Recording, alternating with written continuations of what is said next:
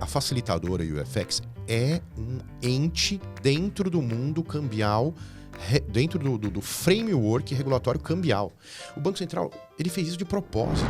Vocês acham que a gente não tem instrumentos e regulação para poder já ter o Pix Internacional com toda a modernização de câmbio e tudo que a gente tem? A gente tem. Sim. Por que isso não acontece ainda? Não estamos, prontos. no meu modo de ver, não estamos prontos. E aí a gente começa a deixar buracos, janelas. Maduro mesmo. Que né? Não estamos não maduros. podem ser deixadas. Né? O marco geral de pagamentos no Brasil é 12865, que é de outubro de 2013. A 3691 é de novembro de 2013. Ou seja, um mês depois. Não foi por acaso, gente. Não. Aquilo já estava na Pagamentos cabeça do e regulador. câmbio já estavam se Já conversando. estava na cabeça do regulador.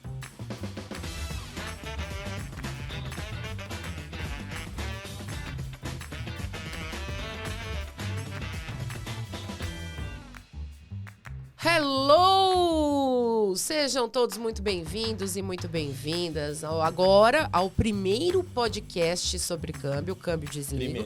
Porque, felizmente, enquanto nós estávamos no nosso período sabático, outras iniciativas muito boas de podcasts, interessantíssimos sobre câmbio, começaram a ser idealizadas e publicadas no mercado. Então, ficamos muito felizes, eu e o Evandro, de saber que mais gente tem mais coisa para falar, um assunto que é inesgotável, né? Estavam com saudades, né? Voltamos com tudo na segunda temporada do Câmbio Desligo. Eu sou a Roberta Folgueral. Eu sou Evandro Cassiano. Giba, Gilberto Martins. E para abrirmos os trabalhos, sempre fazemos... Tava com saudade de mim, Evandro? Eu tava, viu, meu? Você só me atende aqui, você não Ô, fala Evandro, comigo, vai fora. se ferrar, né? Porque eu mando o a WhatsApp verdade. pra você e você demora 3 dias pra responder. Não, mas tô falando encontrar comigo. Você não quis encontrar comigo É porque fora você daqui, só te viu? encontra em evento, Evandro. Você tá trabalhando como relações públicas agora, Parece, da Tracy? né? Deu te contar. Pelo amor de Deus, mas antes de mais nada, agradecer aqui ao pessoal da Let's Media, que é o responsável pela produção dos nossos podcasts. Agradecer gentilmente a Tracy Finance, que libera o Evandro para ser o Relações Bernardão. Institucionais, né? Agradecer ao meu chefe Alan Schmidt, Helmut Hofstadter, Carlos Souza da Logcomex, que colaboram aí, compreendendo que somos malucos e gostamos de fazer essas coisas por um total de 0 dinheiros. Então, vamos... Você não tá recebendo o seu? Eu não tô. Alguém está ficando com o meu.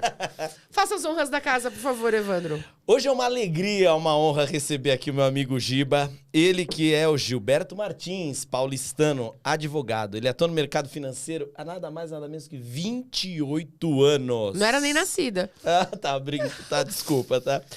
Ele atuou nas armas de payments, banking e câmbio. Ele passou por grandes instituições como Credit Card, Itaú, Santander, Rede, Mastercard e eBanks. Todas. Não, só pequenininhas, só algumas pequenininhas, tá? Aliás, daqui a pouco eu falo. Em sua carreira, ele passou por todos os cargos até chegar a posições executivas, atuando no Brasil, Latam, Caribe, Europa, US e Ásia. Atualmente fundador da G-Payments Consulting, uma consultoria com foco em estruturação de novos modelos de negócios e produtos em payments e câmbio, advisor regulatório institucional, junto a reguladores, CAMs e demais players do mercado. Esse é o meu amigo Giba e hoje o papo é quente, hein? Sem contar que a gente fez, antes de deixar o Giba falar, a gente fez durante as nossas férias, nós deixamos vocês votarem, né? E um dos mais votados tá aqui, tá? Só que daí eu vou falar pra vocês, igual eu falei pra minha amiga Adriana Camargo, um beijo. O Giba já estava convidado antes de vocês falarem qualquer coisa. Lá no evento dos 500 dias, não a gente anos. já tinha falado, o Câmbio Desligo espera você, porque esse cara tinha que estar aqui. É uma honra, meu amigo, te receber. Ah, que alegria. Obrigado, muito obrigado. A honra é minha, Evandro, Rô. Eu tava com inveja, né? Aquela inveja boa, né? Porque eu via tanta gente aqui e falei, pô... E eu? Preciso ir lá. Pois é. E eu preciso ir lá contar piada, falar uns besteiras, né? Que acho que é por isso aqui. Isso a gente gosta. A gente curte. Não, então, eu tô me sentindo um misto aqui de Fausto Silva com o Bola do Pânico. Muito bom, muito bom. O shape aqui é quase igual. Show de bola. Vamos começar com aquela pergunta fatal para todos os entrevistados. Como é que você foi parar no mercado de câmbio, um advogado assim como eu, neste mercado de loucos? Como você chegou aqui? É engraçado, Rô, essa pergunta, porque assim, eu tô numa fase da vida que eu começo a receber as seguintes perguntas, né? Você tá pintando o cabelo. Não, que procedimento estético você fez? Mas você tá pintando o cabelo? Não. Tá. Então já saibam, assistam esse episódio. Que procedimento estético você fez? Aquele xixizinho de madrugada, prostático, tá rolando? Então são as perguntas que eu começo a receber, que a gente vai chegando perto dos 50 e tal. Mas a verdade, eu tô falando isso porque assim, eu comecei a me apaixonar na história porque eu fui nascido e criado em banco, né? Bancão, né? O antigo Banco Itaú. Rua Boa Vista, né? Quando nem tinha ainda o famoso lá no Jabaquara lá. Então, comecei muito cedo, né? Fiquei um pouco na Credit Card, depois fui para o Itaú. E o que eu comecei a fazer desde cedo? A ler a Bíblia Sagrada, né? Que é o Velho Testamento, o famoso MNI, Manual de Normas e Instruções do Banco Central. Fichário ainda. E o nosso glorioso RMCCI, né? Que veio pós 4131, né? Então, na verdade, eu considero o meu batismo, né? Eu ali, um jovem, querendo entender tudo sobre regulação bancária, né? Na época, imagina, não se falava de payments, não se falava, né? Você tinha credit card. Não tinha nem abertura de mercado, Não tinha nem abertura de mercado, né? E aí, ali eu comecei a me envolver com aquilo e tal, mas pela minha história ali dentro, né, eu acabei indo mais para o lado de payments mesmo, mas sem esquecer dessa minha paixão pelo câmbio, por tudo que é internacional, né? Acho que meu pai tem culpa nessa história também, meu falecido pai, porque me colocou num colégio francês, essas coisas. Então, talvez eu tenha ficado com essa pira de... As ideias, né, meio loucas. de falar, não, fora do Brasil, como é que funcionam as coisas e tal, né? Logo cedo, Rô, começou a me chamar muita atenção. Eu que estava muito focado ali em cartão de crédito, né, que é aquilo que a gente chamava na época, com transações internacionais, né? Como é que funciona esse bicho, né? Como é que o dinheiro vai, volta, passa pela bandeira, vai para o banco? Quem faz o clearing? Como é que é esse câmbio, né? Como é que é essa história? E aí eu comecei a me interessar muito por esse troço. Então, esse foi meu batismo de sangue, né? Depois, eu acabei ficando focado muito em payments mesmo, porque eu passei por todas as pontas do ecossistema, né? Fui muitos anos emissor, né, de 2 bancos, Itaú e Santander. Depois trabalhei na época do duopólio dos adquirentes, né? Na Redcar, né? Antes da abertura, depois da abertura. Ali também veio uma questão cambial interessante por conta do que a gente chama de transações receptivas, né? Quer seja o gringo vindo aqui passar o cartão dele internacional numa maquininha, ou você indo para os Estados Unidos, para a Flórida, comprar lá, e só 2 adquirentes no Brasil, né? E aí tinham situações super particulares, né? Na época, porque você tinha... você tinha bancos oficiais das bandeiras no Brasil, que só aqueles bancos poderiam fazer aquelas operações para os 2 adquirentes, na época a VisaNet e a Redcar, e depois o Clearing Bank que fica lá fora, né? A Mastercard trabalha com o Bank of America, a Visa trabalha com outro, e aí, que no final do dia, né, gente, é uma coisa curiosa isso, porque eu estava outro dia num bate-papo com o Bartolomeu, com o Bartô, que foi um dos primeiros CFOs da VisaNet, né? E ele falou uma coisa muito interessante, né? As bandeiras, elas sempre foram um dos maiores operadores de câmbio no mundo. Né? Se a gente parar para pensar, imagina o que tem de volume de interbancário, de compra e venda de moeda para poder usar desse flow fora do Brasil. É uma operação de câmbio global. O tempo todo. O tempo todo, 24 horas, né? E aí eu me embrenhei por isso aí, comecei a me interessar e falei, puta, eu quero. Bom, quando eu fui para a Mastercard, depois de alguns anos, eu cheguei na Mastercard e aí tinha lá um anátema, né? Olha que nome bonito. Né? Tinha lá um paradigma gigante de... E aí, como é que nós vamos fazer com essa turma? Facilitador de pagamento internacional, agente de câmbio... Que ano que a gente está falando? Aí nós estamos falando de 2015. Ninguém sabia nada desse negócio. Até porque a primeira IFX no Brasil ela é de 2012, né? E aí, 2015, por exemplo, foi quando o Ebanks acabou constituindo um Settlement Hub em Singapura naquele ano, né? Tava surgindo a dLocal e tal. E também eu não sabia porra nenhuma o que fazer, como é que resolver aquele problema, ainda mais dentro de uma empresa como a Mastercard, né? Uma gigante. E até mandar um abraço aqui pro meu amigo Paulo Pinotti, que foi o primeiro advogado da Mastercard no Brasil. O Paulo já estava tentando resolver aquele problema há anos, né? E problema que, by the way, não está resolvido dentro das bandeiras até hoje. E acho que graças um pouco a mim também. Mas assim, e aí lá, Rô, lá realmente eu fechei este ciclo na minha cabeça, porque eu já tinha passado, né, pelas pontas de payments, já tinha estudado o câmbio, e comecei a tentar entender como é que a gente poderia solucionar um problema que é aquela história, né, Rô? Eu sempre gosto de dizer o seguinte, e eu tenho total tranquilidade em dizer que é meio clichê, que a gente aprende todos os dias, né? Todos os dias a gente está aprendendo um negócio novo. Mas ainda é muito difícil quem consegue conciliar. O profissional que conhece muito câmbio, via de regra, ele não conhece muito payments. E vice-versa. Né? E aí eu tive esse privilégio, tive essa sorte de conseguir juntar essas coisas. E aí comecei a estruturar possíveis soluções de câmbio, né, para payments dentro da bandeira ali, junto com... Eu não fazia nada sozinho, naturalmente, com times internacionais, com o pessoal do Brasil. Aí vinha Banco Central, etc. E aí...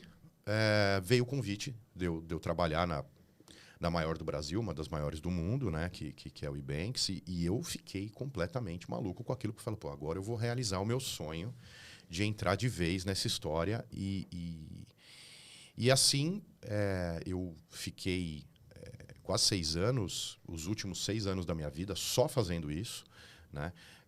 Não só no Brasil, mas em outros países aí. Tive oportunidades internacionais incríveis, né? De sentar com um regulador em Singapura, no México, no Peru, no Chile, no Caribe, né? Que é uma coisa super diferente, né? Lidar com um regulador de lá.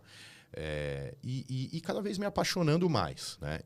Então, essa é a minha história com o câmbio, que é naturalmente, né, gente? Eu sempre falo assim, né? Vocês que trabalham também com comércio exterior há muitos anos, isso é um pedacinho do câmbio, né? Isso é um pedacinho. Sim. O tema câmbio, ele é uma coisa incrível, né? Porque Ô, Giba, mas assim, essa é a história bonita, né? Não foi por dinheiro que você foi trabalhar no mercado financeiro?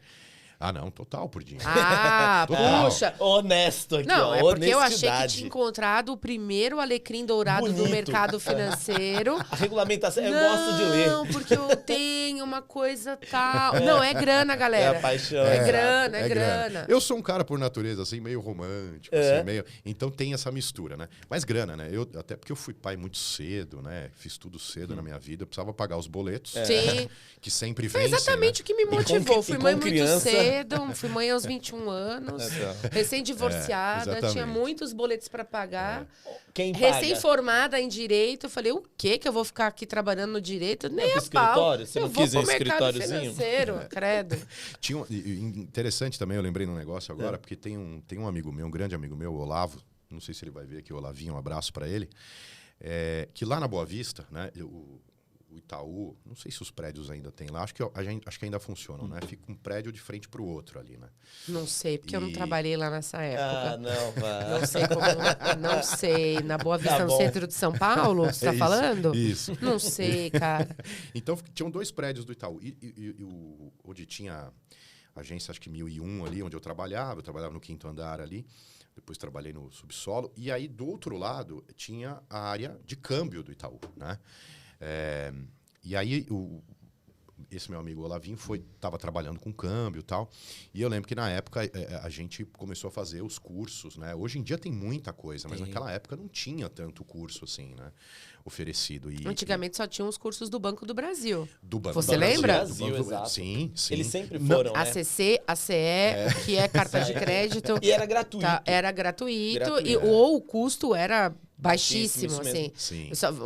Os melhores e únicos cursos de câmbio que existiam no mercado. Verdade. Se alguém não ficou com um problema no ouvido, zumbido, para subir naquele prédio do Banco do Brasil para ir a algum curso, Sim. você está fazendo alguma coisa errada nesse mercado, porque todo Não fez mundo naquela frequentou É isso. verdade. E hoje tem tantas boas opções, Sim. né? Sim. Hoje O próprio conteúdo gratuito da internet, né? Sim. Hoje a gente tem uma... não gosto muito dessas palavras clichês, mas essa democratizou bastante o acesso, né? Sim. Claro que também vem muita porcaria, né, gente? Não tem... Cada um liga a câmera e fala o que acha. Às vezes dá uma opinião, não é bem aquilo, não tem... Ou a opinião que está sendo escrita... Vi uma publicação no LinkedIn essa semana... que a opinião que estava sendo escrita sobre algum tema lá do câmbio era com base no RMCCI, no ChatGPT, né? Total. Você lê, você fala, isso aqui é ChatGPT. E aí, coleguinha, amiguinha que tá vendo a gente, você não precisa entrar no comentário publicamente do outro e esculhambar o outro. Você pode chamá-lo reservadamente e falar, olha, acho que passou batido, tem uma outra legislação aqui. Porque, coitada, a pessoa estava sendo lá massacrada na internet, né? Desnecessário, né? Desnecessário. Que história, hein, Gibá? Não, eu me bacana. Considero, Evandro, um privilegiado. Sem dúvida. E as coisas aconteceram na minha vida, assim... de verdade aqui, peito aberto, sem planejamento, né? É verdade, porque às vezes... Essas são as melhores. Porque, cara... Quem que planeja e trabalhar no câmbio, Giba? Cartão de crédito, o menininho empinando pipa ali e tal, fala, quando eu crescer, quero trabalhar com câmbio. Não, a Karina, por exemplo, quando veio aqui, né? Karina falou que sonhava em ser aquelas meninas que andavam de patins... no mercado, no supermercado. Óbvio, ninguém... Trabalho divertido, hein, Trabalho divertido. Eu não teria coordenação motora para tanto, mas parece divertidíssimo, né? Ninguém idealiza trabalhar nesse mercado. E assim, acho não, tenho certeza que foi... As coisas foram se encaixando para no final ter um storytelling que eu tenho hoje. Sem dúvida, com muito... Assim, eu sempre fui... E acho que também por ter filho pequeno, cedo, sempre fui muito de... Não, eu preciso... Aquela sensação de provedor, sem sabe? dúvida. Né? De falar, não, preciso fazer, preciso acontecer, etc, etc. Mas assim, eu acabei passando por lugares que eu jamais achei que eu pudesse alcançar. Porque é engraçado, hoje em dia é outra geração, né? Eu vejo pelos meus filhos. Mas assim, antigamente, não sei se vocês tinham essa sensação que você tinha aquela impressão de que se você não tivesse estudado fora, se você não tivesse morado fora, se você não tivesse trabalhado em grandes multinacionais, você ia ser uma pessoa ali com poucas opções. Você tinha um playbook obrigatório para poder prosperar na vida, né? Assim, ilimitado, curto, poucas opções.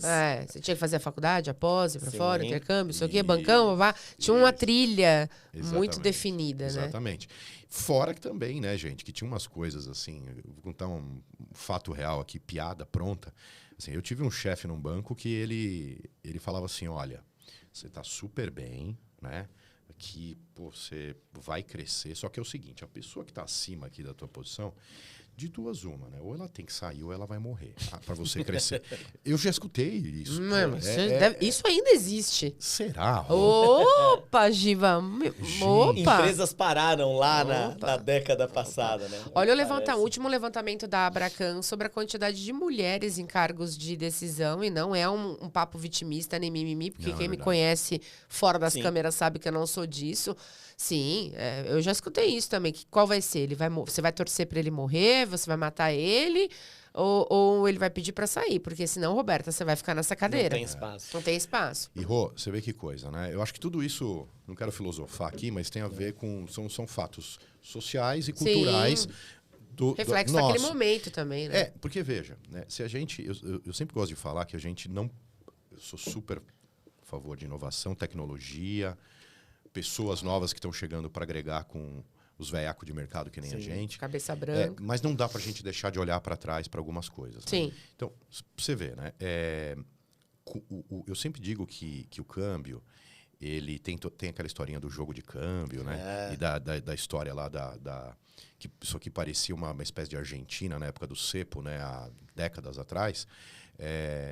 Mas todo esse conceito de extrema cautela com tudo que se refere a divisas internacionais do nosso país, e aí se você for desdobrando, você vai para questões que até hoje se refletem em práticas proibidas que a gente tem, mesmo com a inovação, Sim. em limites cambiais, em questões burocráticas que mesmo com a reforma a gente ainda tem. Existe. Se você for pegar tudo isso, né, eu vou fazer um paralelo aqui com o que a Rô falou.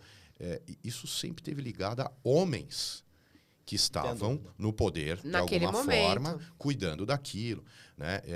Gente, eu sou mega fã do Banco Central, todo mundo sabe, declarado aqui. Admirador profundo. Mas não, no próprio evento de 500 anos que a gente foi, tinha o quê? Teve uma mulher na plenária. Capitais internacionais. Uma mulher. Que ela até brincou, né? Então, Rô, é a pura verdade, né? Esse levantamento ainda. E engraçado que aí você vê o preconceito, né? Por que uma mulher não pode, né, ser tão ou quão mais séria, ou tão mais preocupada com as questões, digamos, prudenciais que envolvem o câmbio e tal? Hoje a gente já tem exemplos incríveis de mulheres pilotando como estatutárias. Mas poucos ainda, né? Poucos, mas temos. A própria Ebury tem uma mulher à frente da diretoria CEO, de compliance, né? E tem uma CEO mulher também. A Ana Tena no Travelex. O trabalho da Kelly na Abracam. Da Kelly. Mas Ana, Ana, desde a época do Unibanco. Quando chegou era tudo mato, entendeu? E aí agora o terreno já consegue ser visto. Não é que tá pavimentado. Ainda não, nem nada. Não, mas precisa melhorar sim. Sim, mas acho que é um movimento natural também, né? Um movimento de também...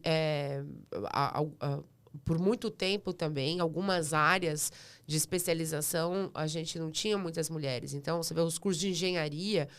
nós tínhamos poucas mulheres, né? E hoje isso já muda. E aí eu gosto do exemplo da engenharia, porque o engenheiro, para mim, tem uma formação que não há nada que o engenheiro não possa aprender, né? Tudo que você explicar para um engenheiro, ele consegue aprender. Parece que o engenheiro é um tipo de gente, né? Para mim é um tipo. De cabeça, é um tipo. E isso é tão verdade. Eu tenho um filho, né, formado em engenharia de produção, e ele está nos processos de trainee agora, e ele passou em todos de banco. Porque, é engenheiro, check. Então, tá indo. Porque é a primeira premissa. Vê-se um valor, né? E então, você percebe que agora você tem mais mulheres. Então, o pensamento pragmático, a mulher, ela não é formada para ter, não foi formada, né? Ainda para ter um pensamento muito pragmático. Quando ela tinha ou ela tem, ainda ela assusta um pouco. Porque, meu Deus, uma mulher falando de mercado financeiro, falando de pensamento pragmático, ou com um pensamento mais cartesiano, mais direta, mais objetiva, cavala, grossa, mal educada, né? Credo. Né? Por quê? Porque ela foi muito straight to the point, né? Então, onde já se viu ser? E agora a gente tem uma geração de meninas aí, de mulheres mais jovens, da qual eu faço parte, porque eu sou muito jovem, né? Claro, eu tô nessa geração. Ainda bem que a juventude não está na idade, né? Não, tá na mente. Isso é importante, é lógico. Mas a gente tem já uma geração aí de meninas já ocupando os seus espaços e sendo mais motivadas e incentivadas. E a gente já matou umas 3, 4 perguntas que estavam aqui. Não, mas também que papo gostoso. Acho que esse é o melhor, o papo que flui, né? Porque justamente querer entrar, você que já passou por todos esses lugares, né? Que pinta o cabelo. Mentira. Não pinta, ele afirmou que hoje você é amigo do Giba. Depois você passa, o que é? É o louro médio dourado 2.0? Acaju, né? Deixa aqui nos comentários qual que é o tom que você tá achando que eu e o Giba estamos usando. Mas você que já passou por todos esses lugares, o que você tá vendo? O que você tá achando dessa mudança, dessa transformação desse mercado de câmbio que eu vou fazer um parênteses, não tem como não fazer, já foi o patinho feio de muitas operações. Aquele pessoal lá do câmbio, aquela mesinha lá do câmbio. Separada, uma sala distinta. Esse pessoal do câmbio é um mal necessário, assim, deixa ele lá. O que você tá vendo agora que a gente virou a bola da vez, né? Total. Não, acho que é isso, Rô. Assim, é impressionante e fico super feliz e admirado com os projetos e as cabeças pensantes que estão tendo em torno desse tema hoje, misturado ali com outros produtos financeiros, com payments, com instant payments, com open finance, com uma série de coisas, e sendo considerado como uma... Vamos lá, quando a gente olha para os projetos, por exemplo, do BIS...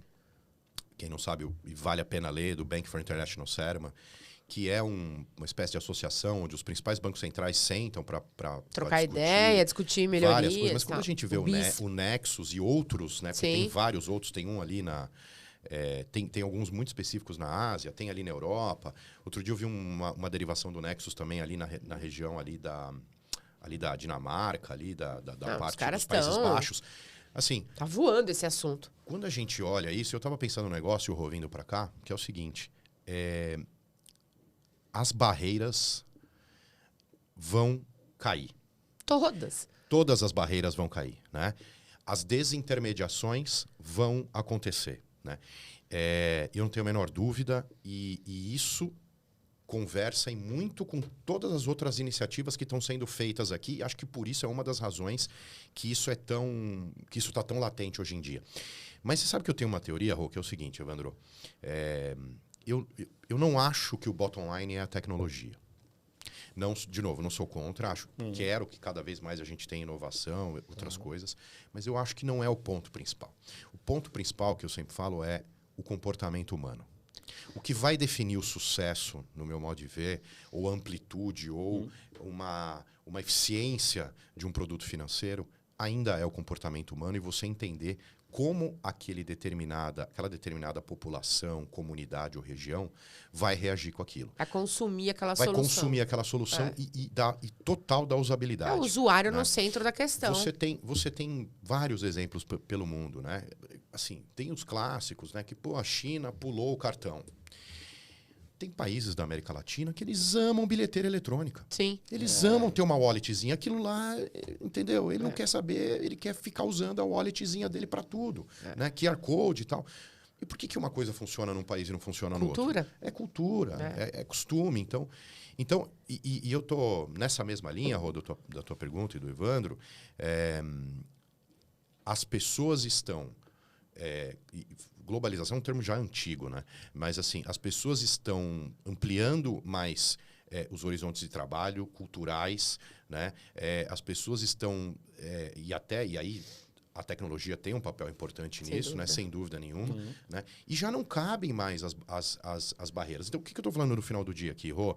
Que é o seguinte, hoje é mais... Veja a necessidade para vocês dois, para mim, de você ter, por exemplo, no teu celular, um moedeiro eletrônico, por exemplo, que você vai ter real, euro, dólar, que você pode mandar dinheiro pro teu filho em qualquer lugar do mundo, que você pode... Instantaneamente, perfeito. Instantaneamente. Pode aparecer uma necessidade urgente. Que você pode comprar produtos com diversos métodos de pagamento aqui no teu celular, tudo integrado.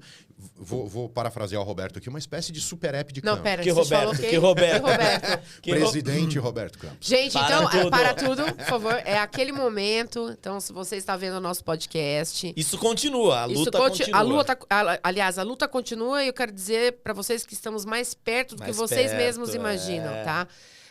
Se você está vendo esse podcast, por gentileza, pega... Primeiro, não seja muquirana, né? Segue aqui a gente no YouTube, nas redes sociais, no LinkedIn, no Instagram. Curte, mas já encaminha para aquele seu amigo para a gente fazer o nosso podcast chegar até Bob Fields, que é a personalidade mais aguardada neste podcast. Pode continuar, Giba, por favor. Era só precisar fazer esse disclaimer aqui, que era importantíssimo, sempre. Não, eu quero muito, inclusive. Quero assistir, mas, Giba, por favor. Ajuda a gente, e é interessante, a gente tá falando desse contexto de desenvolvimento, de inovação, e não é puxa-saquismo, e também às vezes mas é importante a gente reconhecer coisa que funciona, né?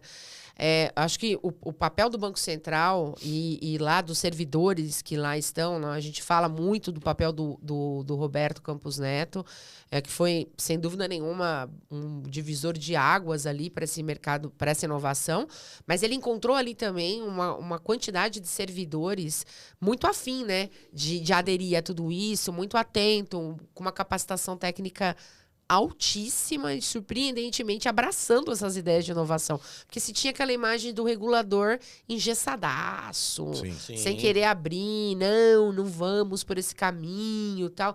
E agora, se bobear, toda semana tem uma novidade, né? Sem dúvida. E entrando num dos temas interessantes aqui, Roberta e Evandro, tem uma coisa que pouca gente sabe, ou percebeu, que é o seguinte, né? As pessoas, e todo o mérito para o Banco Central, com a criação do PIX, quase todas as iniciativas de Open Everything aí que a gente está vendo, mas assim, o projeto de modernização da lei cambial é antiquíssimo dentro do Banco Central. Vocês sabem disso. Isso já está escrito há muito tempo. Então, não foi um dia que alguém acordou lá e falou assim, acho que a lei precisa ser modernizada. Né? Não, isso já vinha, sabe, há muitos anos lá. O que a gente está vendo hoje, por exemplo, do que a gente chama de modernização cambial, de todo o desenvolvimento que a gente vê que envolve IFX, que envolve conta de não residente, que envolve etc., é uma coisa que nasceu na cabeça dessas pessoas. Dessa turma. Né? Inclusive, e aí pouca gente sabe disso, o conceito de facilitador de pagamento internacional e de FX, ele nasceu dentro do Banco Central. Né? Então, assim, eu sempre falo assim... Quem que foi a pessoa que foi lá cutucar esse Então, assunto? agora, você sabe, né? Eu sei. Isso aí é uma pergunta... Eu sei, mas eu quero que ele responda. E é um dos motivos que eu queria que o Giba sentasse aqui nessa mesa. Eu quero que ele responda. Quem foi que foi lá e falou assim, viu... Tem um negócio aqui, me ajuda. Quem que bateu lá, Giba? Essa aqui, deixa eu só contar uma coisa antes, né? A gente tem só roteiro, a gente não tem, né, pergunta fixada. Sim. Tanto que essa pergunta já fugiu do roteiro aqui, as outras. Dane-se. Mas eu coloquei antes pra validar com o Giba. Falei, pode usar no bom sentido a palavra lobista, porque eu sei que você estava lá no Banco Central. Circular 137, inclusive anterior a ela. Conta pra gente esse negócio do facilitador. Eu te encontrei num evento lá no Tosini Freire, que inclusive estava você, Damaso, Otávio Damaso, diretor de regulação também. Ele é hoje um decano lá dentro dessa diretoria e eu acho que é justo a gente fazer também o reconhecimento dele. Sem porque dúvida. Sem dúvida. a regulação prudencial avançou na mão dele. Na mão dele. E ele tá lá, acho que desde 2015, se eu não me engano, na diretoria, né? Se como for parar diretor. pra pensar, não é muito tempo Não é em termos muito de tempo, carreira lá, mas né? é a chave. As viradas, as grandes viradas vêm na gestão dele. Então você vai ter as grandes normas, a assinatura. E do lado do Damaso, até você via uma amizade já, que era alguma coisa, uma conversa lá no Tosini. Eu falei assim, o Giba... E eles contaram várias histórias lá do Giba lá. Conta pra gente. É quase o pai do IFX, mas, tá? Você usou a palavra lobista, mas é importante também a gente fazer aqui uma consideração e eu vou colocar uma opinião que eu tenho, né? Eu não sei por que as pessoas têm um problema com essa palavra lobista. Nos Estados Unidos, todas as indústrias fazem isso. Isso começa a ser não muito bem visto pelo americano quando ele está fora da agenda do congressista. Exato. Então, se é uma agenda oculta. Num encontro, assim, tipo, com algum objetivo que não está claro. Mas a indústria, de uma maneira geral, a farmacêutica é muito famosa por isso, e todas as outras fazem isso. Então, eu, para mim, acho excelente que as agências, né, ou os reguladores possam ser provocados por esse tipo de lobby. E quem é que deu essa ideia? Por favor, conta isso pra nós. Não, na verdade é o seguinte, gente. A história aqui, a longa história curta, é que, bom, o que eu sempre falo para os meus clientes e nos trabalhos que eu faço, né? A regulação desse bicho chamado IFX, antiga facilitador de pagamento internacional, ela é anterior ao modelo de negócio. Porque tem uma versão do RMCCI de 2008 em que já se mencionava, muito brevemente, em uma das linhas, uma figura chamada intermediário de câmbio para pequenas encomendas. Tá? Isso já estava numa versão do RMCCI, é onde nasce. Tava. Né? Você lembra disso? Tava. E por quê? Tava, Porque já naquele momento, já num movimento de mudança... Até $3 mil, se eu não me engano. Isso aí. Num movimento de mudança... do Banco Central, porque o Banco Central, a gente tem que dar muito mérito para ele num troço que ele começa a olhar o mercado. Ele começa a ver os fenômenos e os movimentos de mercado que começam a aparecer e aí ele tenta se antecipar, né? Ele tenta, de alguma forma, enquadrar, né? Até por uma questão de competição, de crescimento econômico e todas as agendas que são super positivas. Então, surge lá em 2008, porque já havia esse tipo de movimento no Brasil, não na forma de uma facilitadora de pagamento internacional. As pessoas ainda... Gente, vale só, rapidinho, a gente comentar o que muita gente falou aqui, né? Isso eu falo para os meus filhos. Se a gente for até 1993, não tinha barreira aberta no Brasil para comércio internacional. Tá? Isso, o nosso antigo presidente glorioso, Fernando Collor de Mello, assina a lei, né, que abre os mercados, digamos assim. Uma coisa assim, que fez né? de bom foi isso. Alguma coisa. Então, hoje eu olho para os meus moleques, né? É tênis da Nike, não sei o que e tal. A gente tinha que mandar trazer do Paraguai, né? Não, gente? Isso aí. E não Quem dá... nunca teve nada de lá? E não dá pra a gente não pensar que que essa abertura de mercado e a postura do Banco Central olhando para a inovação foi o olhar a partir do fenômeno sociedade, como todas as coisas do direito acontecem, né? A sociedade vai pedindo, a legislação vai se adaptando, etc. Mas você colocou um ponto em que a legislação ela veio antes do modelo de negócio. Ela veio antes, pelo menos aqui no Brasil, né? Estamos falando de Brasil. Então você tinha já... E aí, você vê, eu sempre trato esse tema do IFX e da facilitadora, assim, eu tenho até um slide numa das apresentações minhas que eu falo assim, olha, vamos tirar essa demonização que criaram contra o projeto, contra o produto, contra o modelo, porque, a norma já tinha enxergado esse modelo de negócio. Quando nasce a primeira facilitadora de pagamento internacional no Brasil, foi em 2012. Então, você já tinha uma previsão daquela atividade. Sim. Não da figura ainda, mas da atividade que já estava acontecendo ali, né? De alguma forma, aquilo estava acontecendo. Lembrando também, né, gente, que o que a gente chama de cross-border, né? Ele, na verdade, que não é o cross-border do IFX e da facilitador de pagamento, é o cross-border, ele nasce com aquele cartão internacional, né? Que você tem lá a possibilidade de fazer compras em qualquer lugar do mundo online e física, né? Nasce com o pré-pago. Nasce com o pré-pago. E aí... Tudo nascendo no cartão de crédito, no cartão de crédito, exatamente. E há quem diga, inclusive, que a grande criação dos últimos séculos, foi a figura a criação financeira, né? Foi a figura do cartão de crédito. Mas por que eu estou contando isso? Porque é o seguinte, gente, por que nasceu, então, a facilitadora de pagamento, né? Essa historinha eu gosto de contar. Vocês lembram que quem tinha cartão, né? Então, para você ter acesso ao mercado internacional, você precisava ter um cartão internacional.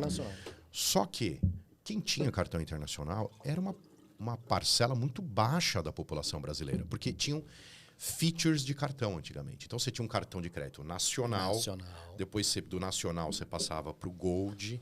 Depois do Gold você passava para o Platinum e do Platinum para o Black. Né? Hoje a gente tem um movimento completamente diferente, né? Com a platinização aí dos cartões por outras razões, financeiras inclusive.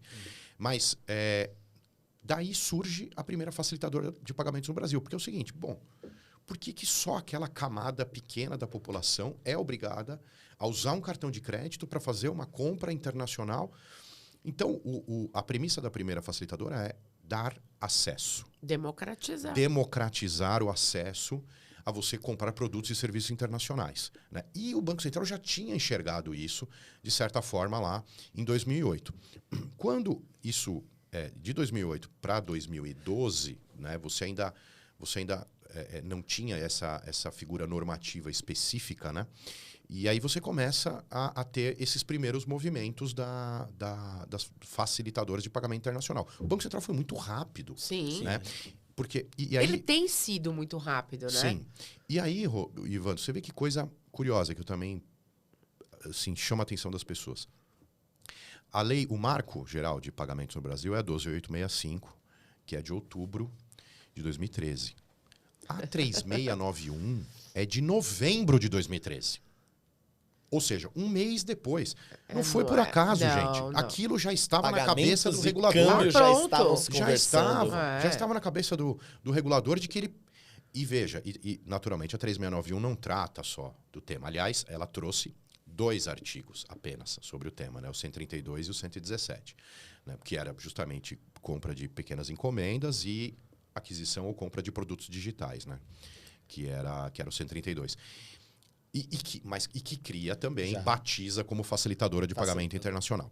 Também tem uma outra coisa, né? Quando o Banco Central batiza isso de facilitador de pagamento internacional, os facilitadores de pagamento local também já existiam naquela época. Claro. Né?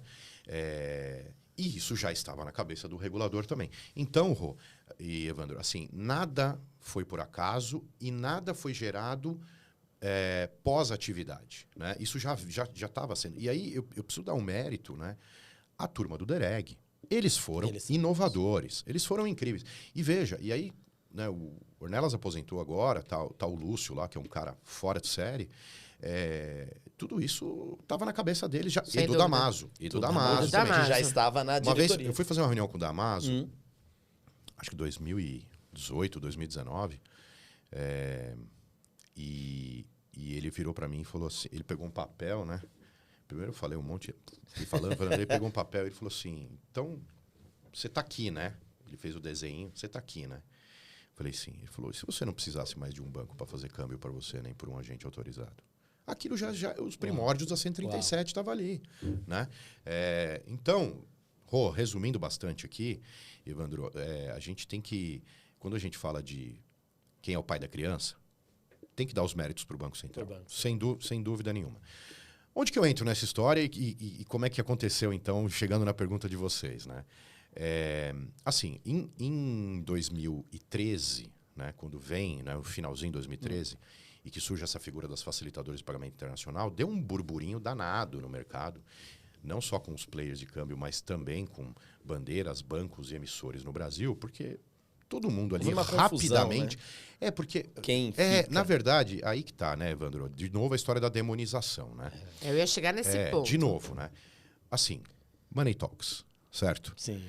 Do nada, entre aspas, em pouquíssimo tempo, aparece um competidor para alguns ou vários players de mercado para começar a realizar essas transações que antes eram exclusivas ou de cartões ou de operações cambiais específicas, nos caras que agora, qualquer um pode pagar num boleto, pode usar o seu cartão sem feature internacional, né? Depois passou, né, mais recentemente a fazer o Pix e pagando em real. Veja. E o próprio avanço do e-commerce internacional, né? Então, a internet, o avanço da internet vem junto, né, com isso. Porque daí, antes o cara só tinha no cartão porque ele tinha que viajar para adquirir o bem. Exatamente. Agora não, agora... O bem vem até ele. Agora o bem vem até ele. Aí, pegando o seu gancho, as empresas também internacionais começam a olhar. E o Banco Central teve essa percepção também, porque é um mercado de dois lados, né? Sim. As empresas internacionais começam a olhar e falar, poxa, agora eu posso ir para o Brasil. Né? Eu não necessariamente preciso ter uma legal entity. Poxa, eu tenho todo um custo, né, Brasil para eu ter minhas operações. Poxa, o Acquire nunca pôde me atender nisso, por conta de limitação geográfica de licença de bandeira. Claro. Mas agora tem um player. Né? Mas, de novo, a questão do fenômeno social... No centro da coisa. No centro da coisa, gerando... Sim. Então, assim... E depois, quando eu vi as agendas, Bacen hashtag, Bacen mais tal, esse movimento ele está completamente alinhado com os objetivos do Banco Central. Porque nós estamos falando aqui de barateamento do custo da transação, inclusão digital, né, redução de etapas na cadeia, né, simplificação das coisas, através de uma entidade... Poxa, que tem tecnologia, que está ligada ao sistema financeiro, ela não é um ente, né? O IFX não é um ente apartado, né? E que você tem uma cadeia de controle, que você tem... Ele está exprimido por duas regulações, né? De câmbio e de payments. Então, ele tem que cumprir com tudo aquilo. Bom, e aí onde eu entrei? Pode concluir. Eu quero fazer uma pergunta da questão da área da demonização. Não vamos... Tô com essa coisa na minha cabeça. Vamos falar, aqui. porque hoje eu vou exorcizar os demônios. Isso, por favor, vamos. Boa. Ótimo. Boa. E aí, onde que eu entro nessa história, né? E dando os méritos aqui, né? Porque jamais seria da minha natureza, e eu continuo achando que ninguém faz nada sozinho, mas tem um cara que foi fundamental ali para toda essa história acontecer também desde o início, que é o Wagner Ruiz, um dos fundadores do Ibanks. Né? Se o Wagner estiver assistindo, não sei, um abraço grande, meu amigo, assim, aprendi horrores com ele. Né? É um cara... E ele tem uma visão de compliance, né? Ele cara, ele tem uma inteligência fora da curva. O Wagner, assim, eu sou fã, assim, é meio ruim eu falar dele porque eu fico babando aqui. Mas, então, ele estava ali também, naquele momento. Né? Então, qual que foi o nosso papel? Primeiro, em várias demonstrações para o Banco Central, né, que já tinha visto toda a potencialidade daquele modelo de negócio, mas de que ele precisava ser mais protegido. E aí eu vou voltar num ponto que eu me perdi aqui, que é o seguinte. Quando surge o negócio, lá em 2013, e os incomodados, né, os incumbentes incomodados começam a se agitar, gente, tudo que vem dali para frente vou resumir bastante a história aqui, esse modelo sendo atacado por conta de competição, grana, tá? Porque mordeu um pedaço grande do mercado.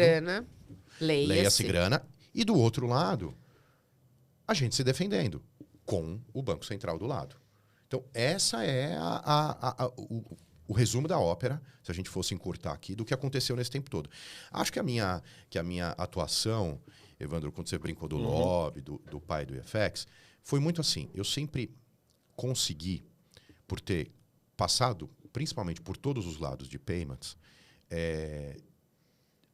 contar as verdades verdadeiras e mostrar os benefícios, as eficiências, e como esse modelo poderia ter um papel importante, como tem até hoje, não só para a população, mas para o sistema financeiro nacional, especialmente quando você fala de trazer empresas e investimento estrangeiro para o Brasil, porque no final do dia é isso. Todo mundo quer ter Spotify, todo mundo quer comprar coisa da Amazon, né? Todo mundo quer jogar no PlayStation, no Airbnb, né? Então, assim, essas empresas olharam para o Brasil como um país emergente e viram ali na época, uma regulação mínima sobre aquilo e embarcaram. Então, e não fazia o menor sentido você imaginar que isso ia continuar seguindo o tradicional, o SWIFT, ou aquilo. Não tinha nem lógica, porque nem o consumo do cara era desse jeito, né? Eu não consumo a assinatura dessa forma engessada. Porque o cara de R$27 do Spotify que ele vai ter que fechar um câmbio. Né? Exatamente, mas aí eu quero entrar na parte da demonização e a gente vai pôr agora, se desse para editar, o Padre Quevedo passando agora aqui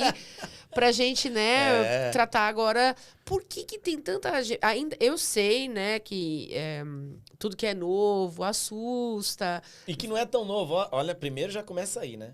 Mas é novo. Mas considerando que a idade média do gestor do câmbio é da idade média, então faz sentido que para ele isso é novo. E aí, não, eu ataco, porque isso não presta. Por que existe? Todo mundo trata esse mercado como um mercado de altíssimo risco, de high risk? Então, vamos lá. Tem duas respostas, Rô. A primeira é, esse mercado, ele tem uma gênese muito lá atrás, que ele foi muito movimentado por gambling. Sim. Tá? Porque especialmente com poker online, com outras coisas. E daí também vem o surgimento de uma das primeiras que apareceram no mercado, que foi a Astropay, etc. Vem desse ambiente, né? Então, de gambling. Então, dentro do gambling, a gente sabe que tem... Tem o bom e tem o ruim. Isso. Então, acho que ficou um pouco desse estigma, desse ranço de falar, não, tem coisa sendo jogada para debaixo do tapete aí. E aí, isso aí é uma discussão enorme, né? Porque, de novo, você tem os bons e os ruins. A gente não pode generalizar. E o outro lado da moeda foi, assim, o que eu chamo de total tentativa de exclusão de mercado, de imposição de uma série de medos para acabar com a concorrência. Porque, de fato, esse modelo incomodou e muito incomoda até hoje. Tira uma receita absurda de tarifa só nessa. Só vamos falar de tarifa. Exato. E uma questão também, né? Eles comentam... a visualização mais rasa é a tarifa. E aí, Evandro, começaram a se criar o seguinte, não, isso é um modelo... perigoso. Porque a gente não tem visibilidade de nada. Não sei quem... Não regulado. Não está regulado. Tem um problema tributário. É vedado pelas bandeiras. Então... Todas essas histórias, elas estavam sendo contadas por quem queria ganhar a guerra. Claro. Certo? É a velha história, né? Exato. Claro. Quem ganha a guerra... Conta uma história melhor. Conta uma história melhor, né? Então, assim, e aí, de novo, mérito para o Banco Central, que ouviu o outro lado da moeda, né? Tanto é que a regulação evoluiu. Quando a gente sai da 3691 para 137... a gente vira gente grande em termos regulatórios. Tem um capítulo na 137 que cria, inclusive, a figura do IFX. E depois a 277, que é uma evolução disso. Legal falar disso, que tem gente que fala que o nome IFX, inclusive, vem da 14286. Eu falo, pessoal, não é isso. Já estava lá atrás das pequenas encomendas disfarçadas. Exatamente. Não, isso aí não faz sentido. Mas, Rô, então, eu acho que é isso. A demonização, então, assim, veio muito dessa questão assim, de vamos bater nesse cara aqui, porque eu não quero que esse cara brinque nesse parquinho. Então, vamos lá, né? Você tem... Assim, vamos ser justo aqui. Sim. Quem que, de fato, não se incomodou tanto com isso? Quem operava o câmbio. Claro. Porque queria volume, queria... Uma coisa com volume receita enorme. de câmbio, né? Claro. Imagina. Então, você teve mas aí que tá, né? Como faltava, de fato, né, na 3691, você só tinha 2 artigos específicos, né? E não falava nada a respeito da parte prudencial. E aí aquela história de você ter que ficar fazendo construção normativa, interpretação e tal. Tinha uma preocupação, sim, uma lacuna ali, tinha uma preocupação dos agentes de câmbio de como é que iam tratar isso, né? Com relação ao Código Natureza, forma de remessa, com relação ao próprio ACAN 220. Né? Tinha toda essa... Tinha o Banco Central olhando ali com lupa a supervisão, especificamente aquelas operações de facilitação internacional e FX. Então teve uma preocupação, mas era uma preocupação digna, legítima. Desculpa aqui, a putaria que aconteceu, Rô e Evandro, com relação a essa demonização, era para excluir excluir o mercado. Era para falar, mata esse modelo aqui, e tentaram matar esse modelo. Porra, várias vezes. Tentaram matar diversas vezes. Sim. E, de novo, mérito para o Banco Central. E tem uma coisa super legal, que é o seguinte, né? E aí... Talvez acho que é um dos motivos que eu ainda trabalho no setor e tenho minha consultoria hoje, porque as pessoas não conseguem entender, vocês vão entender claramente o que eu estou dizendo, né, que a própria regulação do IFX e da facilitadora, ela foi criada embaixo da 4595, porque a facilitadora e o IFX é um ente dentro do mundo cambial, dentro do framework regulatório cambial. O Banco Central, ele fez isso de propósito. Ele não criou a figura dentro das normas, debaixo da 12865. Né? Pode parecer papo de advogado, gente, mas isso foi feito propositalmente. Óbvio. Então, o modelo também sobreviveu graças a essa proteção normativa, tá, Rô? Porque assim, e bancos, bandeiras, acquirers, outros players de mercado tentaram ir no caminho ali da cozinha deles, né, via outros departamentos do Banco Central, e o DEREG, né, sempre... Não, peraí, isso aqui, você não se mete aqui, porque isso é matéria cambial. Não, mas não tem previsão legal? Tal. Tem. Você tem que ler norma de câmbio, filho. Não adianta você ficar lendo... que não viu que não adianta você ficar lendo norma de...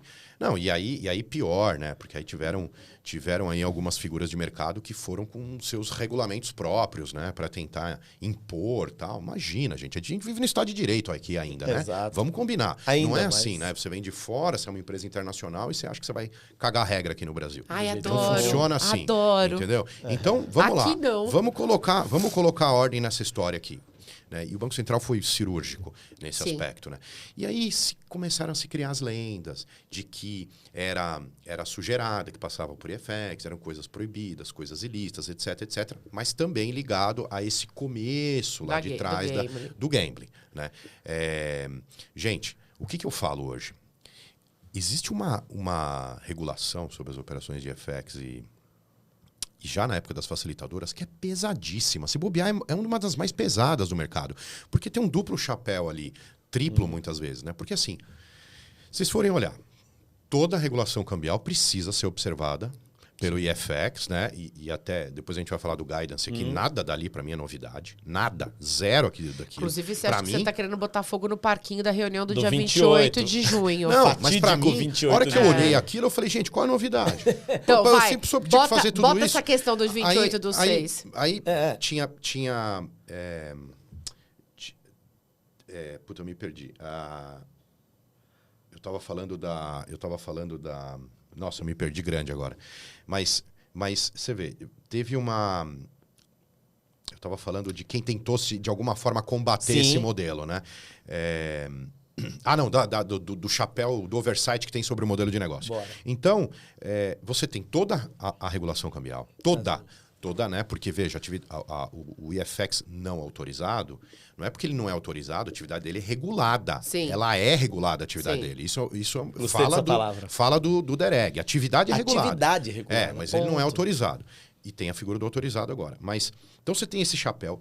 Todas as leis, anticorrupção, lei de lavagem, colarinho branco, lavagem de dinheiro, 9.603, financiamento, tudo é aplicável ao IFX. Como ele tem um pedaço da operação dele, que ele está dentro dos arranjos, ele tem que observar todas as regulações e está sujeito a tudo o que os acquirers, emissores e outros impõem para ele. Então, assim, gente, que mais? Que mais que nós vamos dar? É o exame do pezinho que deve estar faltando. Os regulados estão no pé dele, né? Então, tanto da ele parte tá de reais quanto da parte de câmbio. Ele está entre o regulado, ele não consegue. Então, claro, a gente, de novo, temos os bons e os ruins. Mas aí tem uma coisa que eu fazendo um paradoxo aqui com meus filhos, né? Eu sou muito assim da filosofia, às vezes meio rock balboa, tal, que você tem que apanhar, bater e levantar. Porque, filho, ninguém vai bater mais forte do que a vida. Isso, exatamente. Eu também sou dessas. Então, assim, também o Banco Central atuou muito, né? Você tem termo de compromisso assinado, você tem PAs abertos, foram abertos, tanto para os agentes de câmbio quanto... Estão abertos, em andamento. Então, sim.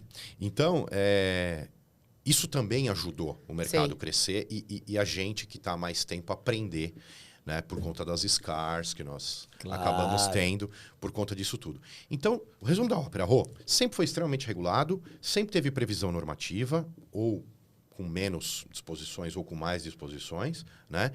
Sempre teve debaixo do oversight de um monte de gente, né? Com atividade regulada pelo Banco Central. Sim. Né? E nunca nunca na história deste país, nem decisão administrativa, judicial ou nada, considerou isso como uma atividade legal. Então, desculpa, gente. Assim, vamos tirar essa história da mesa. Lendas. Né? Lendas urbanas. Porque daqui a pouco eu vou falar assim, não, então o subcredenciador é ilegal. Né? Então o PSP, né? Por que não regula a processadora? Por que não deram licença para ITP? Estão fiscalizando? Né? Então, assim... Desculpa, não dá pra gente ter esse pensamento. Ô, Giba, eu quero falar uma coisa, que muita gente... E a gente tá nesse momento no mercado de câmbio, de uma discussão de outros entes que já estão, seja lá a corretora, a IP agora que tá pegando a sua autorização. Eu vi que a licença da SCDI, ela vai poder também atuar no mercado de câmbio, segundo a consulta pública. Só que é uma discussão de o mercado de câmbio dá dinheiro. Você já viu alguém ficar rico no câmbio? Eu gosto de contar... O Ebanks, a gente tem um dos primeiros unicórnios. Para quem não sabe, unicórnio, uma empresa que passa ao valor de mercado de $1 bilhão, não é de real. É o Ebanks, que é uma facilitadora de pagamento internacional. Não quero nem citar nomes, mas assim, se não desse dinheiro, por que a gente tá com cada dia que você dá um F5, tem mais gente brincando nesse mercado? Tem mais gente brincando. Então, se desse dinheiro, não... Só que tem uma provocação... Não tinha mais gente, né? Desse estudo que vocês fizeram. Calma aí. Existem algumas coisas que não podem ser feitas como sempre. Um atendimento à necessidade da população, que também parece clichê, falar do centrado no cliente, mas na realidade foi isso que o Ebanks fez. Olhar algumas coisas... UX total. Total, experiência do cliente e olhar para isso. Então, eu queria que você também comentasse duas coisas aqui. Esse episódio, hein, meu? E assim, queria dizer uma coisa. Eu queria que vocês comentassem. Eu sempre tenho que ser a Amazona do Apocalipse. Mas nós já estamos nos aproximando do final, e né? hoje que não sabe, a gente grava 2 episódios hoje. Então, vamos para essa linha. Esse comentário, então, seria sobre... Dá para ganhar dinheiro como? Como que você inova nesse mercado? Como que é essa coisa de olhar? E comentar também sobre a reunião, porque já tinha uma parte com medo e depois do dia 28, minha opinião, por desconhecimento de causa ampla, as pessoas ficaram com mais medo, como se houvesse alguma novidade. Então eu queria falar o seu comentário sobre 28 de junho, para quem não sabe, foi uma reunião onde o Banco Central chamou as associações e quem atua no mercado de FX e fez alguns apontamentos. E essa questão de, cara, dá para criar um negócio que ganha dinheiro no câmbio? Não, sensacional. Eu vou te dar 3 respostas. Você me pediu 2, mas eu fiquei na cabeça, e eu tenho esse negócio de ficar na cabeça, com um negócio que eu não te respondi anteriormente, mas rapidinho. A história do lobby é o seguinte, eu estava lá nas regulações, sim, estava lá contribuindo, ajudando no melhor exercício democrático permitido nesse país, né? Para não ficar com a história do lobby, né? Mas teve um negócio muito legal, porque na reforma cambial, quando estava ainda na Câmara dos Deputados, o deputado Otto era o relator, eu apresentei várias notas técnicas, né? Não só para o IFX, mas em todos os sentidos do ponto de vista de modernização. E eu fui o único da iniciativa privada que o deputado Otto quis fazer uma audiência comigo para falar a respeito da reforma cambial. Isso é um motivo de orgulho e muito legal, né? Porque... Veja, foram apresentadas diversos tipos de notas técnicas, né? E aí, depois, no Senado, eu também estava lá. Até tem uma história engraçada, porque um dia que eu estava lá, né? Porque acho que aconteceram algumas sessões, né? Eu fui numa sessão que acabou não sendo aprovado. E aí, eu estava do lado de fora ali da plenária do Senado. E aí, vieram me chamar falando assim, se precisar, a bancada do governo, que na época, acho que era do Bolsonaro... quer que você suba para defender os seus pontos lá na plenária. Eu falei, gente, vocês estão de brincadeira. Eu não sou feito para isso. Desculpa, eu não vou... Não, primeiro que tem uma questão complicada de partidária, né? De você tomar uma postura que eu não poderia tomar, e não por questões institucionalmente e também do ponto de vista pessoal. Depois eu fiquei pensando, falei, o que os meus amigos vão fazer de meme, eu na TV Senado? Assim, então é melhor eu não fazer esse troço aí. Gratuito? Não dá. 2, sobre ganhar dinheiro. Dá. E aí, o que eu digo é o seguinte, Evandro, e isso é parte, inclusive, do que eu tenho ajudado os meus clientes na consultoria hoje. Existe uma inteligência financeira que não está ligada somente ao trade. Então, Roberta sabe o que eu estou falando e você também. Então, assim, as pessoas... Você fala, mas eu tô simplesmente fazendo remittance, né? Eu tô lá fechando o câmbio, fazendo remittance... Não, gente... Dá para montar uma operação. Eu não estou falando aqui só de hedging, de pré-funding, eu estou falando de operações estruturadas envolvendo tesourarias, não só no Brasil, como fora do Brasil, que você consegue ganhar dinheiro de forma absolutamente legal, trabalhando de forma fair, né, contratualmente nas suas relações comerciais. E dá para ganhar dinheiro, sim, especialmente quando tem volume. Puta, Giba, mas aí mesmo que o ticket médio for baixo, mesmo, porque assim, felizmente, né, tem uma parte das nossas negociações cambiais que são de livre comércio, certo? Sim, commodity total. Total, markup. Isso aí. Enfim, e tem que ser remunerado mesmo, porque o risco... Eu sempre falo, quem tem o risco tem que ganhar mais dinheiro mesmo. Óbvio. Né? Porque quero ganhar mais dinheiro, vou aumentar meu risco. Por questão lógica. É isso. Então dá para ganhar dinheiro sim, viu, Evandro? Assim, e outra, eu não estou inventando a roda. Tá? Tem um monte de gente que deve estar me assistindo aqui que sabe do que eu estou falando, mas é isso. Quando você olha a tua operação, qualquer que seja de Comex, de IFX, de transferência unilateral... Se você tem a possibilidade de agregar features, produtos do lado do usuário, de quem está usando aquele serviço, mas dentro de casa, né, você poder... E aí tem, você não vai fazer isso sozinho, você vai precisar de banco, você vai precisar de corretora, você vai precisar de acordo com um corredor internacional, com um banco lá fora, mas dá para montar... no final do dia, o que eu estou falando aqui? Eu estou falando de menor custo operacional possível, se possível, zerar o teu risco cambial de alguma forma, né? Ou minimizar ele, né? Não vamos falar zerar, mas minimizar ele ao máximo. Se antecipar, né, a eventuais viradas de mercado com relação à compra de moeda e uma série de coisas, e você tem uma operação eficiente que você sabe que o dinheiro vai sair de um lado, vai chegar do outro, que você vai ganhar bem com aquilo. Você menos fricção humana menos fricção humana para possível. O cliente, internamente. É isso, mas dá para ganhar dinheiro. Eu acho que dá. Com toda certeza. De novo, se a gente ficar pensando na operaçãozinha arroz com feijão de câmbio, a gente já sabe. Né? Outra coisa, vamos lá. né? Vamos ser honestos aqui. Todo mundo sabe que a hora que você chega para um banco de câmbio hoje, para uma corretora, e você tem uma operação atraente, né? Você vai também negociar. Poxa, eu quero aqui também uma condição comercial, não só em tarifa, mas vamos ser parceiro comercial aqui. Todo mundo sabe o que eu estou falando. É rebate. Entendeu? Então assim, então dá para ganhar dinheiro de alguns lados, né? E isso é uma coisa que no caso do IFX, né, da facilitador de pagamento internacional, é maior ainda, né? Se você for olhar, porque de novo, TPVs elásticos, muito volume de transação, né? Você racionaliza a sua remessa de câmbio, porque você não vai ficar fazendo câmbio spot, que você, né? Pelo amor de Deus. Claro. Você cria settlement hubs ao longo do mundo, onde você vai ter benefícios fiscais, você vai ter possibilidade de payout rápido e eficiente dentro de empresas do seu mesmo grupo, né? Que os grandes IFX no mundo trabalham dessa forma. Se usa de serviços de PSPs ali para poder otimizar a tua operação. Gente, tá aí. Tem como ganhar dinheiro, sim, sem dúvida nenhuma. E a terceira pergunta, Evandro? 28 de junho. 28 de junho. Vamos lá. Gente, conselho do Gibim aqui, tá? Tem coisa, e eu sou um cara muito de batalha, de enfrentar batalhas, sem ter medo de perder, que Rocky Balboa toma porrada, levanta e tal. Mas a gente tem que escolher as boas brigas.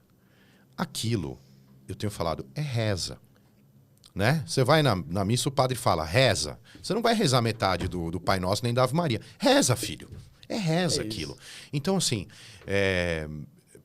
E outra coisa, né?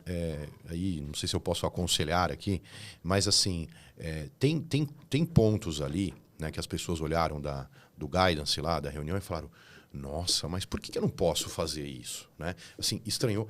Não, amigo, você nunca pôde. Não é que você não pode fazer agora. Tudo aquilo que está lá, Evandro, já está baseado e já é olhar da supervisão há muitos anos. Então, assim, as pessoas... no mínimo 10, né? No mínimo 10. No mínimo 10. No mínimo 10. Então as pessoas... mas eu não sabia que... se o banco de câmbio faz, eu não preciso fazer. Não, meu amigo. Nunca foi assim. Nunca foi assim. Nunca foi assim. Nenhum pedaço do câmbio. Nem Enoch, RMCC, nada. Nunca foi assim. Não, intermediário gente... do intermediário. Não, isso então, assim, eu fico... Pasmo que as pessoas se surpreendem, né? Porque, inclusive, ali diz, né? Empresas de fachadas ou que alugam contas, etc. Gente, e olha, vocês pode. Não sabem, mas nós estamos gravando esse episódio no começo de setembro. Então, quando você estiver assistindo isso aqui, você joga lá no Google para ver as operações deflagradas pela Polícia Federal no final de agosto, no começo de setembro, envolvendo aquilo que nunca pôde ser feito, né? Então, acho que fica a dica aí de que, nossa, estou surpreso com a reunião de 28/6, eu não podia? Não podia, bem. E agora, aí eu falo que eu e o Passarete, nós somos parecidos nesse aspecto, que aí, desculpa com o francês, mas puta que pariu, né? Você não lê o básico, cara. Só vai numa reunião dessa pra tomar um pito porque não fez o básico, não leu o básico. Como é que é brincar nesse parquinho? Sabe o que é minha... E sabe o que é minha... Não dá. Eu vou dizer o seguinte, eu fico assustado com...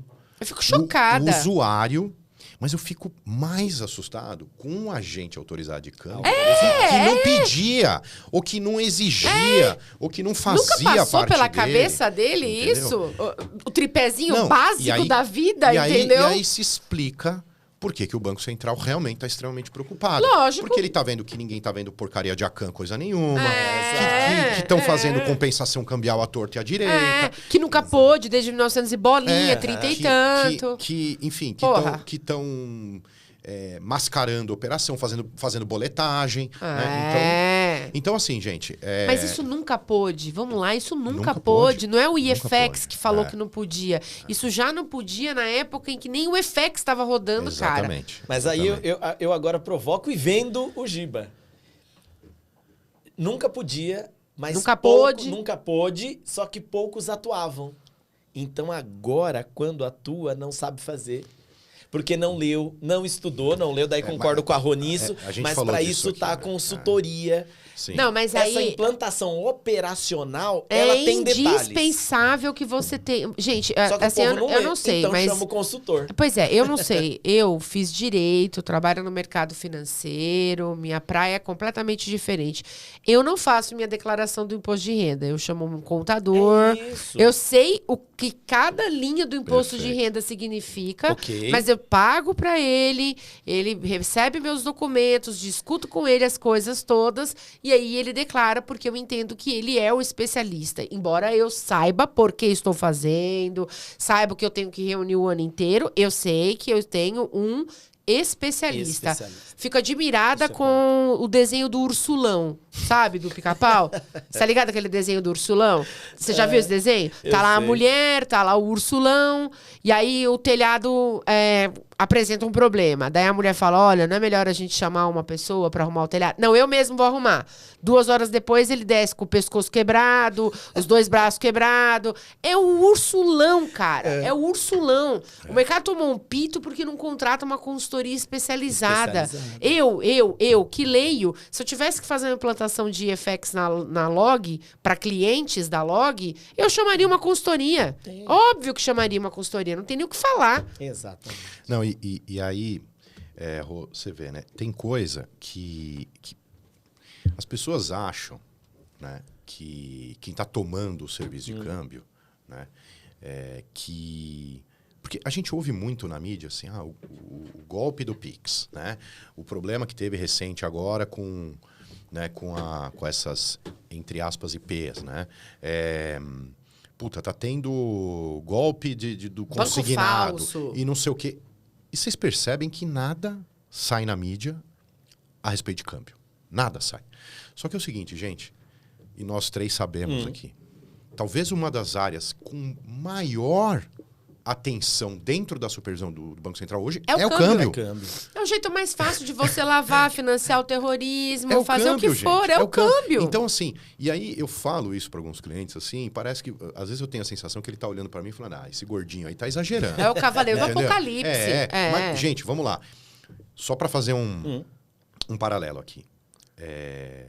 Não estou dizendo aqui que a gente tem que ser retrógrado, não pensar em novos modelos de negócio. Eu acho, inclusive, que talvez seja uma das próximas perguntas aí, que a gente olhando para modelos no mundo, a gente tem muita coisa para evoluir ainda do ponto de vista cambial. Assim, eu acho que, alguns exemplos aqui, por que eu estou dizendo isso? Porque, assim, ainda mais que vai ter esse embedded FX com outros produtos financeiros. Eu adoro esse conceito do Embedded Finance. Né? Vai ter esse negócio. Adoro. A gente vai precisar ter os modelos de negócio rodando, inclusive com câmbio, por exemplo, que permita split payment, que permita... Não passa um dia da minha vida nos últimos 6 meses sem ler alguma coisa sobre Embedded Finance. Então, que vai ter que ter split, vai ter que ter eficiência cambial em vez de ter câmbio de volta para quê? Vai ter que ter, sabe, pra gente ter os novos produtos, os novos serviços e no final do dia ficar todo mundo feliz. Todo mundo vai virar uma empresa de serviço financeiro. No final do dia é isso. E aí vai ter câmbio. Exatamente. E aí, assim, você vê que já tem países, né, especialmente na América Latina, que permite compensação cambial mediante certas regras e certas condições. Né? Tem limites diferenciados até com relação aos nossos. Então, assim, só que se você perguntar para mim, Giba, hoje, a gente está preparado para isso? Não. Não. Infelizmente, não. Eu acho que a gente está no caminho para... Por isso que o Banco Central, de novo, tem sido super sábio em e aos poucos, né? E abrindo e mexendo. Entendendo a maturidade do mercado, fazendo mais reuniões 28/6 para pitos estratégicos. Exatamente. Eu né? também acho. Por exemplo, eu tenho um tema super polêmico aqui, que sempre vem falar comigo da história do... a gente já tem Pix internacional. Tem porra nenhuma. Né? O que não é o que vocês veem... Deve ter uma que conta de não residente bem feita. Gente... Alguns, né? Não, tô falando do lícito. É uma conta de não residente bem montada, bem feita. E aí quando você olha pro modelo do Pix, para tudo que você quer fazer de Pix internacional, esses modelos que se chamam de Pix internacional, mas não são... E gente, não estou falando mal, tá? Da galera que está fazendo. Eu acho que super legal o que vocês têm montado, porque no final do dia acontece... O Pix é um arranjo local, todo mundo sabe. Acontece uma transação dentro do Pix, depois acontece uma transação de câmbio. No final do dia, tem uma espécie de agente de coleta aqui que pega o dinheiro e manda pro cara, pro merchant que você comprou lá fora. E como qualquer operação de cripto, também tem também. câmbio. Então, eu acho super legal. Mas por que eu estou tocando nesse tema do Pix internacional? Porque é o seguinte... O Roberto deu uma declaração no G20 a respeito de pagamentos internacionais, instant payments internacionais, onde ele falou da questão da taxonomia. Claro que a gente vai ter a questão da taxonomia, porque vocês acham que a gente não tem instrumentos e regulação para poder já ter o Pix internacional com toda a modernização de câmbio e tudo que a gente tem? A gente tem. Sim. Por que isso não vê? Não acontece ainda. Não estamos, no meu modo de ver, não estamos prontos. E aí a gente começa a deixar buracos, janelas. Maduro mesmo. Que não maduros. Podem ser deixadas, né? E a gente, vamos combinar, né, gente? Que, de novo, eu não quero ser o cavaleiro do apocalipse, mas a gente está num país que a gente se orgulha de ter um dos sistemas financeiros nacionais no mundo mais sólidos, mais sérios, nosso Banco Central premiado, né? E que consegue inovar e, ao mesmo tempo, supervisionar e, ao mesmo tempo, fiscalizar. Vamos deixar bonitinho isso, né? Vamos continuar. Vamos continuar essa lição. Vamos continuar com essa lição. Mas, claro, vão ter coisas aí que na área cambial que a gente precisa evoluir, a gente precisa... Né? E você vê, aumento agora de 300 para 500. A corretora, exatamente. Né? Então, assim, o Banco Central está olhando para essas coisas, né? Mas, gente, vamos com calma. Gradual. Mas vamos com calma, né? E aí, você estava falando aqui da velha e tradicional mesa de câmbio, né? E aí que você vê que você dá valor, né? Porque o cara que está lá, e de novo, gente, não sou contra a juventude, nem inovação, nem nada. Mas o cara que está lá, fala, aquele cara trabalha há 20 anos na mesa de câmbio, mas ele sabe fazer. E ele sabe o que pode e o que não pode. E ele sabe onde vai dar cagada. Reconhece de longe. Ô, Giba, tem que acabar, cara. Tem que acabar. Mas eu tenho que falar uma coisa. Voltamos, hein? Segura. V maiúsculo. Mas segura que titia, volta, hein? Segura titia, hein? Não, e que volta, segura hein, meu? Titia, que a titia tá on, a mãe tá on. Que episódio. Muito obrigado, meu amigo. Obrigado pela sua presença. Evandro, Rô, pra mim foi um prazer incrível, de verdade. Eu tava querendo vir aqui, você vê, olha o que a audiência e o qualidade do trabalho que vocês fazem aqui gera na gente. Então, agradeço em meu nome, em nome da G Payments Consulting. Isso aí.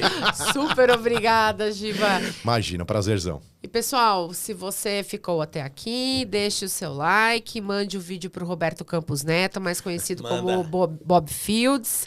Siga a gente nas redes sociais também, o Evandro no LinkedIn. O Evandro é um pouco mais sério no LinkedIn. Eu já sou mais tiro e porrada e bomba.